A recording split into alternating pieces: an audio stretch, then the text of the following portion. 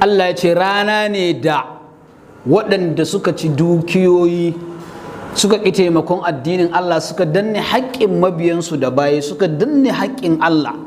Allah ya ce a ranar za a kifar da su a cikin wutar jahannama. Yawma yuhma alaiha fi nari jahannam fatukwa biha jibahuhum wa junubuhum wa zuhuruhum, sai Allah ya ce hadha ma kanastum li anfusikum. Wannan shine dukiyar da ko taskance a bankuna ko taimakon al'umman da kuke jagoranta saboda neman duniya ku tara ta.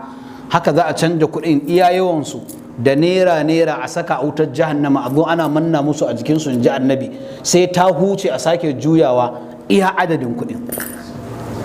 Don Allah in mutum mai hankali ne ma dukiya abun nema ne?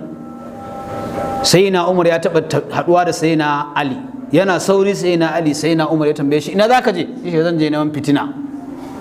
Shi ya ce haba ya Ali, tsaya mana fitina kuma, ya ce kwarai kuwa. Kamanta Allah ya ce inna ma amwalukum wa auladukum fitna.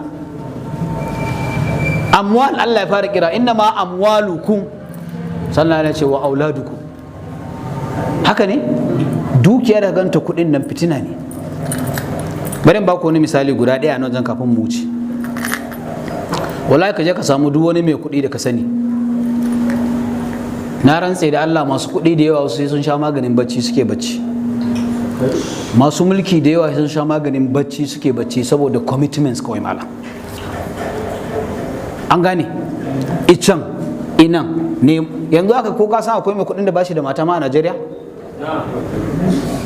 Akwai ko babu? Saboda commitments. Ya sha ya tafi da matarsa kasuwa Haji Usman ya manta da matar ma da komi a can.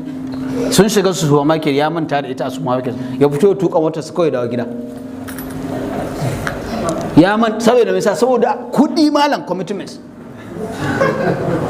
Matarsa tana wani state za ta iya wata 4 wata 6 bai daga wayar ta ba bai ganta ba. Kudi ne ko ba kudi bane? Kudi.